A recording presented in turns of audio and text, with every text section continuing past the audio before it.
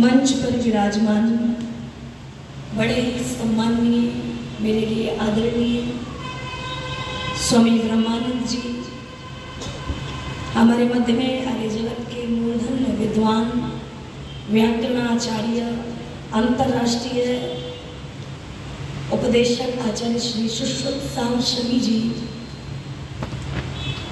मंच पर विराजमान आदरणीय श्री करमवीर जी, आदरणीय भ्राता मनोज आर्य जी, मेरे से पूर्व जिनके बहुत सुंदर भजन आपने ईश्वर भक्ति के सुने बहन तनु आर्या, इस पवित्र आर्य समाज के यशस्वी मंत्री आदरणीय श्री नरेंद्र पाल मिगलानी जी, प्रधान श्री हर्ष सिंह सैनी जी यहाँ उपस्थित नहीं है, उप प्रधान आदरणीय श्री रमेश कुमार लिखा जी, महावीर खेड़ा जी, श्री धर्मवीर आर्य जी, डॉक्टर मिश्री लाल जी, उप मंत्री श्री सत्येंद्र जी, प्रचार मंत्री श्री राधेश्याम जी, प्रेस वक्ता हमारे मध्य में उपस्थित है आदरणीय भ्राता बलराज मलिक जी, कोषाध्यक्ष आदरणीय श्री सत्य प्रकाश गोयल जी, गोपीचंद आर्य जी, सभी आदरणीय श्री रमेश गांधी जी, सभी उपस्थित आर्य समाज के पदाधिकारी, कार्यकारिणी के सदस्य, इस सभागार में उपस्थित हुए सभी धर्म निष्ठ बंधुओं, पूजनीय वंदनीयमान शक्ति विद्यालयों से उपस्थित हुए प्यारे भाइयों और बहनों, लगातार 5 दिन से आपके मध्य में बहुत सुंदर कार्यक्रम चल रहा है। कुछ भजन की गीत की पंक्तियां मैंने आपके सामने रखी। ये देश मेरा कैसा, सुनो जी ऐसा, जहां रीत सदा से बलिदानों की। ये भारत देश बलिदानियों का देश है। ये भारत की भूमि वीरों की भूमि है, वीरांगनाओं की भूमि है। भूख से मर गई तड़प तड़प चंपा प्रताप की बेटी थी, और घास की भी रोटी ना मिली, मृत्यु की गोद में लेटी थी। महाराणा प्रताप कहते बड़ा स्वाभिमानी व्यक्ति था। उनके पिता भी बहुत स्वाभिमानी व्यक्ति थे। अकबर ने पूरे मेवाड़ को जब अपने अधीन कर लिया, 32 किलो को अधीन कर लिया, तो महाराणा प्रताप ने ये प्रतिज्ञा की कि जब तक मैं अपने 32 किलो को अकबर से मुक्त नहीं करा लेता, छुड़वा नहीं लेता, आजाद नहीं करा लेता, तब तक मैं सोने और चांदी के पात्रों में भोजन नहीं करूंगा। रात भर गुफाओं में जो है अपने परिवार को लेकर के सोया करते थे, घास पर, मिट्टी पर, और भोजन के रूप में घास की रोटियां महाराणा प्रताप और उसके बच्चों को नसीब हुई। अच्छा बताओ, महाराणा प्रताप की बेटी का नाम क्या था? महाराणा प्रताप की बेटी चंपा महज 14 साल की आयु में, कहते हैं महारानी ने जब भोजन खत्म हो गया, आटा नहीं रोटी बनाने के लिए 3 दिन के भूखे बालक, 3 दिन का भूखा अमर सिंह भूख से तड़प रहे हैं। माँ ने, माँ तो माँ होती है, जंगल की घास खोद करके एक रोटी बनाई। इस देश का दुर्भाग्य देखो, वो जो रोटी बनाई ना, उस रोटी को भी जंगली बिलाव हाथ से छीन करके खा गया। महाराणा प्रताप ने अपनी आंखों से जब इस दृश्य को देखा, तो इतना स्वाभिमानी व्यक्ति जो अकबर के सामने नतमस्तक नहीं हुआ। अकबर ने ये कहा कि संधि प्रस्ताव भेज दे। आज वो महाराणा प्रताप जहाँ देशभक्त था, भगवान अपने बालकों की इस अवस्था को देख करके टूट गया, हताश हो गया, निराश हो गया और कहते हैं कि संधि प्रस्ताव जब अकबर के लिए लिखने के लिए लगा तो ये बेटी बड़ी बहादुर बेटी थी। अपने पिता के पास आई और देखा कि पिताजी अकबर के लिए संधि प्रस्ताव लिख रहे हैं, तो उस पिता के हाथ से उस लेखनी को छीनकर पत्थर पर मारा, फेंक करके लेखनी टूट गई, जिससे कागज पर महाराणा प्रताप संधि पत्र लिख रहे थे, उस पत्र को फाड़ करके कई टुकड़ों में फेंक दिया और ये कह दिया, पिताजी जब तक इस शरीर में रक्त की एक भी बूंद बाकी है, मैं अपने पिता के स्वाभिमान को टूटने नहीं दूंगी, झुकने नहीं दूंगी। पिता कहता है, बेटी जो पिता अपने बालकों का पालन पोषण ना कर सके उसे जो है बालक पैदा करने का अधिकार भी नहीं है। तू मेरे सामने भूखी तड़प रही है, अरे 32 किलो मुझे मिल भी जाएंगे तो मैं उन 32 किलो का करूंगा क्या जब मेरी संतान ही नहीं रहेगी। बेटी कहती है, पिताजी जब तक इस तन में प्राण है ये बेटी आपको अकबर के सामने झुकने नहीं देगी, हारने नहीं देगी, टूटने नहीं देगी।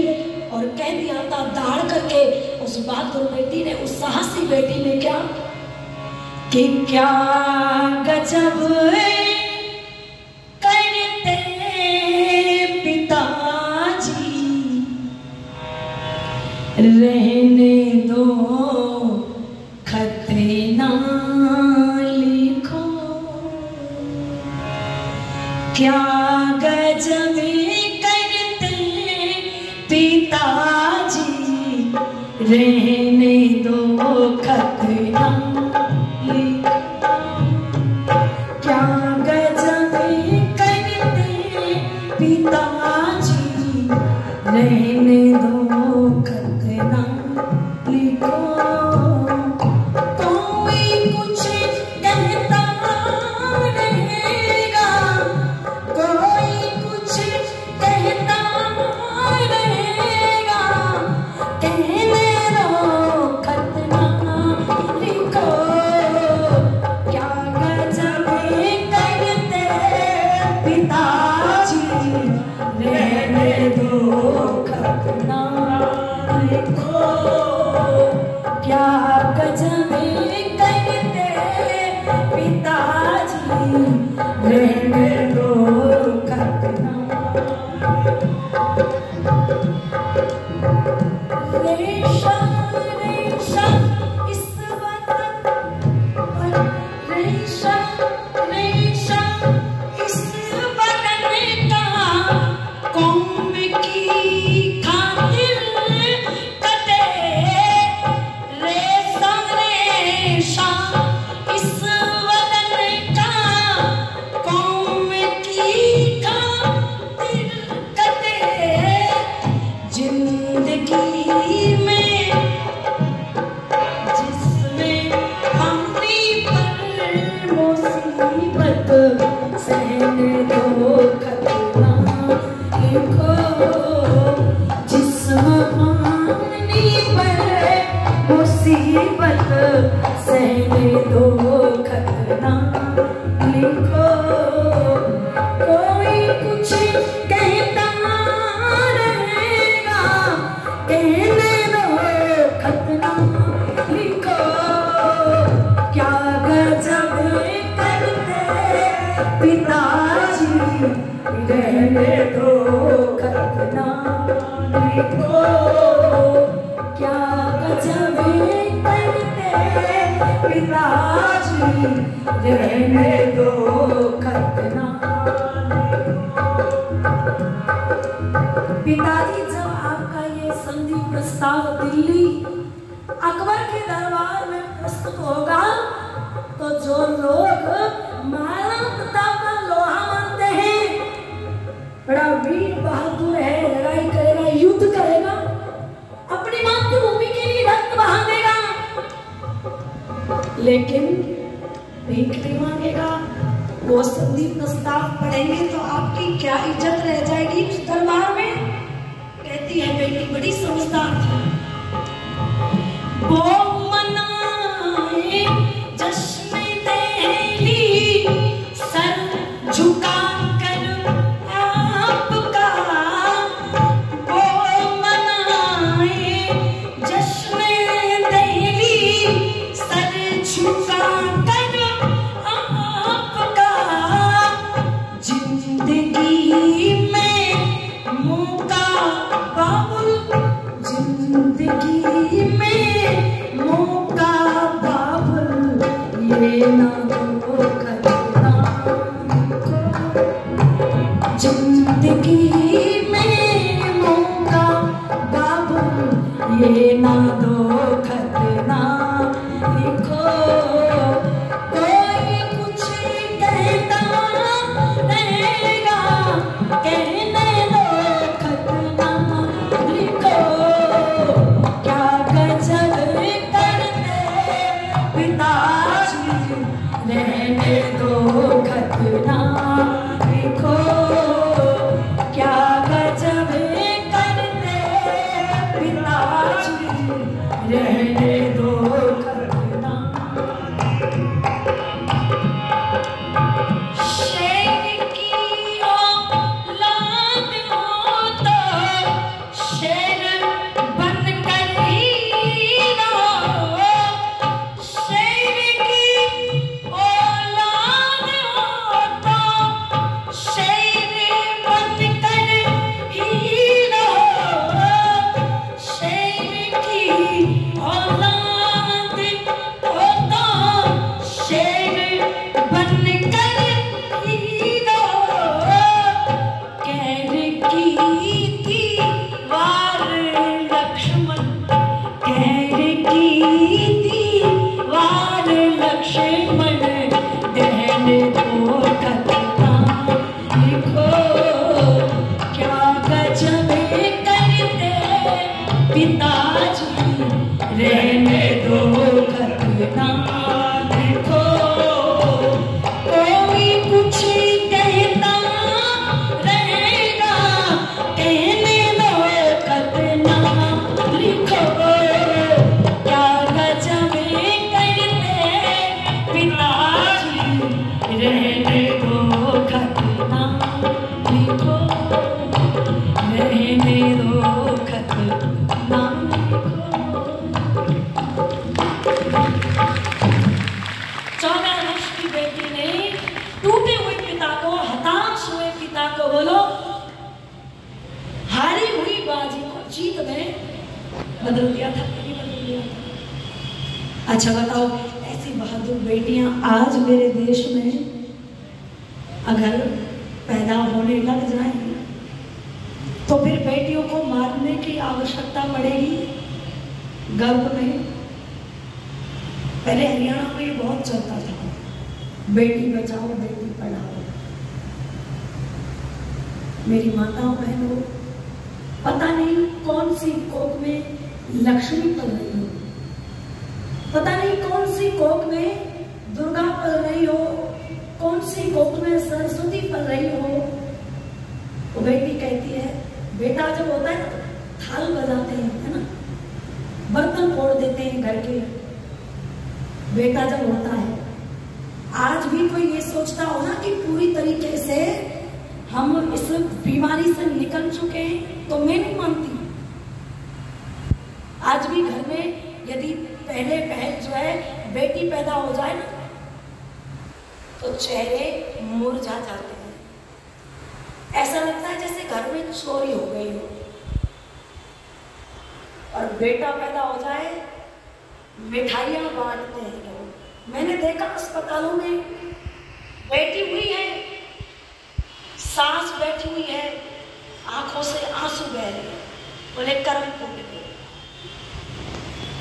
और जो गर्भ में जांच करवा करके बेटा है या बेटी, इस बात को आप अच्छी प्रकार से जानते हो। जब पानी का गिलास बाप मांगता है ना, तो सबसे पहले खड़ी होकर के कौन देती है वो पानी का गिलास? बेटी देती है। दुख में बेटा साथ छोड़ जाएगा किंतु बेटी साथ कदापि नहीं छोड़ेगी। वो कहती है, ओ मां, तू मुझे भाई के आने की खुशी में, भाई को लाने के लोभ में मुझे इस दुनिया से विदा कर रही है। मां, तू मुझे एक बार इस दुनिया में आने का अवसर तो देती। मां, तू मुझे एक बार अपनी गोदी में लोरी सुनाकर तो देती। क्या पता मैं आकाश में कल्पना बनकर के छा जाती। और मां, तू मुझे एक बार इस दुनिया में लाती तो सही, क्या पता मैं लता बनकर के लोगों के दिलों में समा जाती। ओ मां, तू एक बार मुझे पैदा करके देखती तो सही, क्या पता मैं लक्ष्मी बन के दुश्मनों के दांत खट्टे कर देती। ओ मां, तू मुझे जन्म देके तो देखती, क्या पता मैं दुर्गा बन के दुश्मन को गाजर पूरी की तरह काट के फेंक देती। जो लोग बेटी को कमजोर समझते हैं, जो लोग ये समझते हैं कि पराया धन है, ये बहुत बड़ी विडंबना आज समाज की। बेटियों ने आज बोकर दिखाया, फाइटर, लड़ाकू विमान, बोलो कौन उड़ा रही है? बेटियां उड़ा रही, क्यों नहीं उड़ा रही? बेटियों ने परिचय दिया अपनी बहादुरी से, बेटियों ने परिचय दिया अपने साहस से, बेटियों ने परिचय दिया अपने ज्ञान से, और ये कह डाला कि मेरा परिचय इतना कि मैं भारत की तस्वीर हूं।